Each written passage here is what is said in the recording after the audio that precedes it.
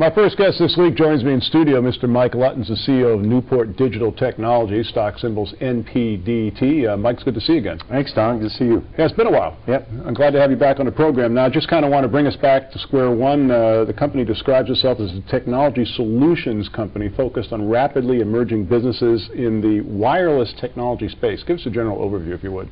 Well, Newport Digital Technologies is a company that has partnerships with the two largest think tanks out of Taiwan, E3 and III. We also have contractual relationship with Microsoft and Hitachi, and then we market those products that come out of this R&D incubator through channel partners a la AT&T, Ingram Micro, and in most instances try and customize it so that it solves a customer's needs. We have offices in Australia, offices in Taiwan, a lab office at the Walton School of RFID at the University of Arkansas, and then our headquarters is Newport Beach, California. Now, you mentioned RFID. Of course, that's radio frequency identification, and that's basically allowing users to securely capture and keep track of anything, really. I mean, if it's got a RFID tag attached to it, you can keep track of it no matter where it goes. A lot of people now don't realize that, you know, U.S. passports being issued in the last couple of years have RFID tags in them. Tell us about RFID. Radio frequency identification is a logistics tool. It's also a security tool.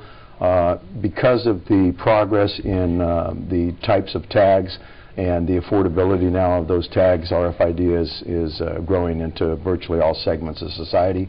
And you will see in the future electronic product code take the place of uniform product code. So essentially what happens now is if you scan that loaf of bread at the grocery store in the future, they'll just take a scanner and shoot the basket and everything will come up on the screen. No kidding. Yeah, it's amazing technology. It's been around for a while, but the advances lately have made it just a worldwide growth industry. Well, I can remember the first time I heard of RFID was on this program, probably 12 years ago. We had a company on that was at the very beginning, and at that time it really sounded like something right out of Star Trek. And now this is pretty much an everyday use today, isn't it? Everyday use, and also the applications are tremendous. In Taiwan, they use it in healthcare, from everything from inventory medicine to making sure that you're getting the right medicines, which are, you know, a major problem in hospitals, down to just keeping track of wheelchairs. Now, I found this very interesting. You're also involved in something called WiMAX, which I had not heard of before. And I guess the best way to describe WiMAX is like a gigantic Wi-Fi that can extend much, much farther. Tell us about that. Yeah, we're in WiMAX technology because, again, it's a growing growth industry. It's kind of the last mile of internet service. It's very robust. And the broadband capability allows it to even see around mountains or hills. So it's very prominent in third world countries, very prominent in rural areas where you don't get the access to the internet. So it's again a growth industry, and we have a very affordable, robust product. Now, is WiMAX applicable in some of the, as you mentioned, rural areas? As I read something not too long ago, there's like 22% of the United States that cannot still get access to broadband. Is WiMAX a solution to that? WiMAX is a solution. There's been, in fact, installed in the islands in the South Pacific right now, because if you think about the fact that you don't have capabilities to build schools or build libraries, what WiMAX enables you to do is have broadband coverage across numerous islands, so that if you have a laptop, you can access the internet, you can access things like e-learning and educate on a consistent basis in areas that heretofore didn't have that type of coverage. It's amazing. We're 15 or 16 years into the internet age, and it's already come to the point we can't live without it, right? That's correct. Now, I found this, you're also involved in LED digital signage, and you've been involved in developing something that's an LED digital sign that has Wi-Fi, 3G, and WiMAX. Tell us about that. Well, we look at it really, it's more like, think of it as high definition advertising. The signage capabilities nowadays, we're showing a product at the Vegas convention at the end of the month that is a see-through building sign. So in high definition, that reacts and turns to the sign to make sure that you get the best picture quality capabilities. If you think of a place like Las Vegas, where you see the numerous signs on the strip, envision in the future that the entire building is a sign. Oh my gosh. And you can essentially change that sign from any computer in the world. So if you had multiple retail outlets, you could buy our signage and you could program them for different things, but you could program consistent messages in all of your locations. So it's a huge growth industry, and we think we found some technological solutions that are going to make our product really exceed. Yeah, we're not sitting here in a DeLorean, but we are taking a trip back to the future. We're talking with Newport Digital Technologies, stock symbols NPDT. If you'd like more information, please call us toll-free, 888-259-4449. Now, how large is the space that you're involved in? Is there a lot of competition?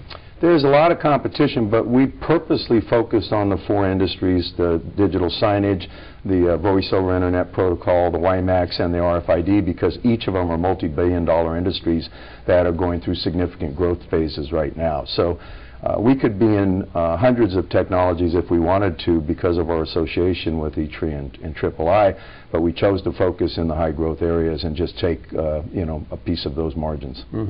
Now, as far as the technology itself, is this intellectual property that has the ability to be protected, or is that not really a concern of yours? No, all of the products that we sell are patented products, and we customize those products, so we share in the IP. We own the IP and the distribution rights on a global basis.